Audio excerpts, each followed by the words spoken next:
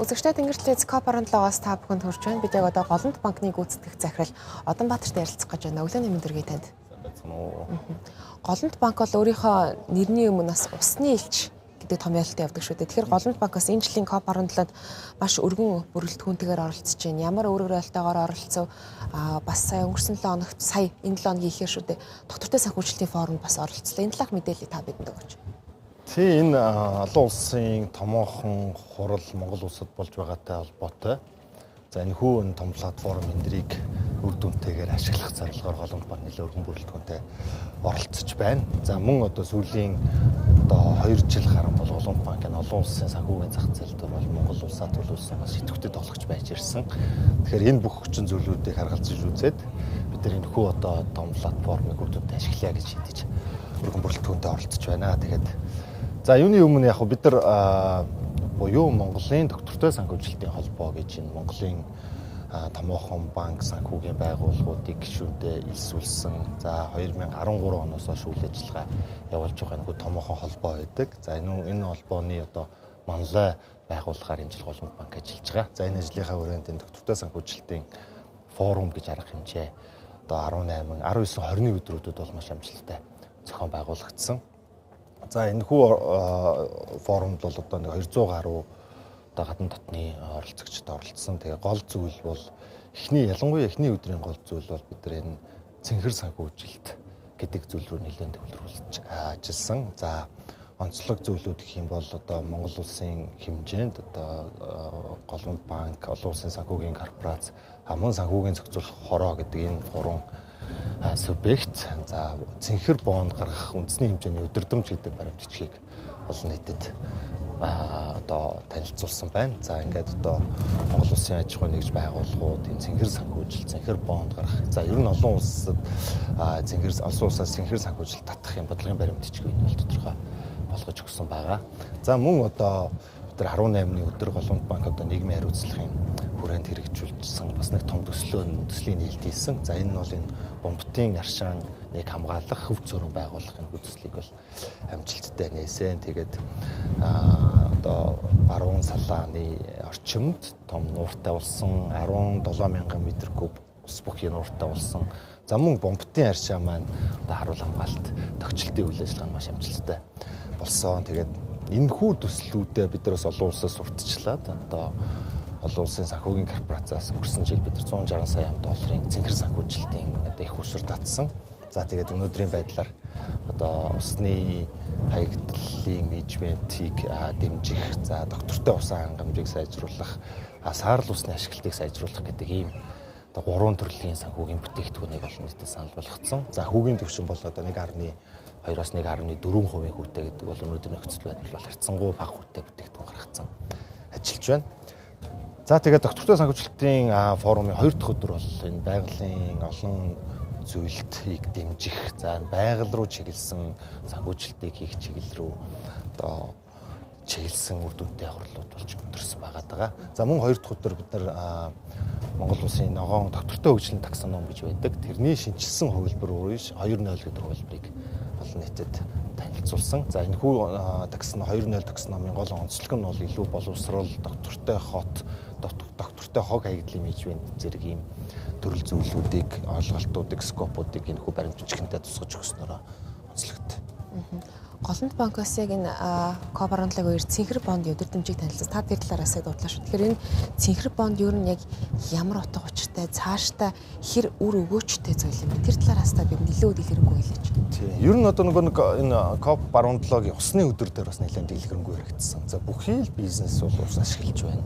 Бүхий л бизнес. За тэгээд ялангуяа одоо энэ Улаанбаатар хот, за мөн одоо Говийн аймагуд бол усан хангамжийн одоо асуудал бас нэлээд хүнд нөхцөл байдал руу орцсон байна. Ийм учраас бид нар энэ одоо усны зөв зохистой хэрэглээг дэмжих, за усны хэмнэлтийг одоо дэмжих, за саарл ус ашиглалтыг дэмжих чиглэл рүү санхүүгийн бүтээгдэхүүнүүдээр яаж дэмжиж оролцож нийгэмд үр дүн гаргаж болох юм бэ гэдэг рүү чиглэсэн үйл ажиллагааг бол Голомт банк маш өргөн сар хүрээтэй хийж байгаа. За тэрний цаг нэг хэсэг нь бол энэ мэдээж одоо альва зүйлд санхүүжилт чухал байдаг. Одоо ялангуяа одоо энэ устай холбогдсон хэсэгтэр бол энэ нийгмийн үзүүлж байгаа эрэг нөлөөллийг баталгаажуулах. За өмнөнийг баталгаажуулснаар бид нар олон улсаас одоо бага өртөгтэй их усүр татж оруулж ирэх. За ингээд санхүүгийн бүтээгдэхүүнээр дамжуулаад энэ импактыг нэмэгдүүлэх гэсэн ийм зорилготой явж байгаа. Тэгээд түрүүний тэр өдөрдмж цэнхэр бонд, цэнхэр санхүүжилтийн хүрээ гэдэг баримтчгууд бол энэний одоо суур баримтчгууд юм. Голомт банкаас байгалийн өв сантай хамтраад ийм виртуал карт гаргасан байсан шүү дээ. Тэгэхээр ер нь энэ банкны салбар те байгаль орчны чиглэлдэх бас юм одоо иргэний нийгмийн байгууллагч гэдэг юм уу байгууллагатай хамтраад ер нь өөр бас ямар үйл ажиллагаанууд хийгдэх тийм боломжууд байна гэж таардаг байна. Тий, одоо бид нар байгаль карт гэж виртуал картыг гаргалаа. За тэгээ энэ бол бас манай Голомт банкны нийгмийн хариуцлагын үйл ажиллагааны нэг хэсэг болж явж байгаа. Тэгээ бид нар виртуал карт буюу одоо энэ пластик картаас татгалцсан байгаль гэдэг виртуал карт гаргаад за энэ хураамжийнхан зардлаа хасаад үлдэж байгаа бүх буюу 80% энэ тусгай орон нутаг болоод Монгол улсын тусгай хамгаалттай байгалийн цогцлбор газруудыг хамгаалахад зориулагдсан ийм саналуу төвлөрхийн байгалийн өв саналуу. За байгалийн өв сан маань мөнгө яг тэр хэмжээтэй адилхан хураамжийг өөрсдөө гаргаад энэ Монгол улсын одоо тархан цаазд болон орон нутгийн болон одоо улсын тусгай хамгаалалттай газруудыг тохижуулах, хамгаалах зориулагдах юм карт юм аа. Тэгээд чи бас сууж чинь ер нь одоо бидэд бол энэ одоо энэ ажлуудаа санхүүгийн бүтээгдэхүүнтэй яаж холбох энэ замаар одоо нийгмийн нөлөөллийг, нийгмийн эрэг импактыг нэмэгдүүлэх чиглэл рүү одоо чиглэж ажиллаж байгаа. Тэгээд мөн одоо бид нар бас Усны элч банкны хүрээнд энэ Дамдаржаагийн аршаан мөн одоо хүлэрт намаг гэж байдаг юм байна. Энэ хүлэрт намаг нь одоо энэ агаарын бохирдлыг цэвэршүүлэх энэ карбоныг хамгийн их шингээдэг ийм намаг байдаг. Тэгээд Дамдаржаагийн аршаан энэ хүлэрт намгийг хамгаалах төслийг одоо нэгдсэн үндэсний байгууллагын хүүхдийн төлөө сан ерөнхийлөгчийн тамгын газар, усны газартайгаа хамтраад бас энэ COP17-гийн үеэр эхлүүлснийг бас хэлэх таатай байна. Голомт банк бас яг бомбтын хөв цөөрмийг ашиглалтанд бол оруулсан тий. Ер нь байгаль орчны салбарт энэ уран амьсгалын өөрчлөлтийн эсрэг үйл ажиллагаанд хувийн хвшил нэг ялангуяа банк санхүүгийн салбар манай улсад бол манлайлан бас хөрөнгө оруулалт хийж орж ил та. Тэгэхээр энэ ажлын хүрээнд нэг талаас бас давуу тал нь юу? Нөгөө талаас тулгардаг бас саад сул тал нь юу байдаг вэ? Та шууд яг давуу талууд бол зөндөө байна. Тэгээд яг Голомт банкны хувьд бид нар бол юу гэдэг вэ гэхээр нийгмийн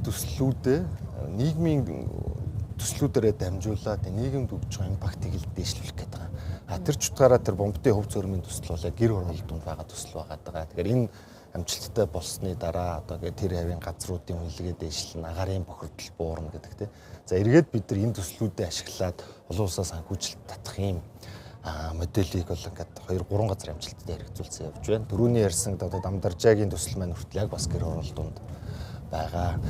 За тэгээ бас нэг зүйлийг онцлоод хэлэхэд бид нар өнгөрсөн жилийн Чингэлтэй дүүрэг болон EcoSquare Energy Distribution гэдэг компанитай хамтраад энэ агаар ангиллын дулааны нацуусыг 300 айлд тавьж туршилсан. Тэгээд одоо 1-2 сар гэдэг өвлийн саруудыг бол энэ маш амжилттай энэ төхөөрөмж маань одоо амжилттай хэрэгжиж одоо агаарын бохирдол, за гадна орчны агаарын бохирдол, дотор орчны агаарын бохирдлыг бууруулсан. Нэг өсөндөө тэр айл 300 айл бол ямар нэгэн үүрс төлөөгүй үлдсэн гэсэн үг.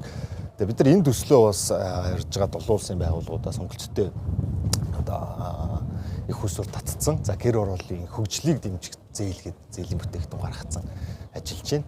За тэгээд одоо та бас ингээд тулгамж байгаа бэрхшээл юу вэ гэж суулаа. За гол бэрхшээл бол энэ ямар төсөл юм бэ? Ямар төслийг ногоон доктортой төслөх юм бэ? Ямар төслийг усны төсөл гэх юм бэ гэдгийг ойлгуулах энэ ойлголтын ажил бол нэлээд тулгамдсан асуудал байгаа. За мөн одоо ингээд санхүүжүүлсний дараа байгаль орчны нөлөөлөл нь ямар байгаа юм бэ гэдгийг хэмжих энэ одоо MRV тогтолцоо гэж байгаа. Тэгэхдээ энэ бол одоо манай оронд төдийл хөгжөөгд үгж эхэлж байгаа юм хэсэг байгаа тийм. За энэ хоёр маань амжилттай хэрэгжижгээд одоо Монголын банк санхүүгийн байгууллагууд бол олон улсаас их усүр татах, за хөнгөлөлттэй их усүр татах замаар их усүрийн өртгийг бууруулах, за мөн bankable project гэж байдаг банк санхүүжилт олох боломжтой энэ төслүүдийг дэмжих бүрэн боломжтой байгаа. За давуу талууд бол мэдээж байна. За Монгол улс маань Монгол гэдэг одоо үндэстэн маань өөрөө аягүй тийм эко ногоон байгаль руугаа одоо чиглэсэн байгальд уялдаатай байдаг ийм үндэстэн болохоор бид нар ойлгуулад зөв зүйл рүү чиглүүлж чадвал маш их одоо боломж байна. Сүүлийн асуулт эднээс асууя. Голомт банк ер нь цаашид доктортой санхүүжилтийг олон одоо эрчимжүүлэхэд яаж ажиллах вэ? За үүгээрээ дамжуулан бас нийгэмд ер нь ямар үн цэнүүдийг бий болгоно гэж харж байгаа вэ?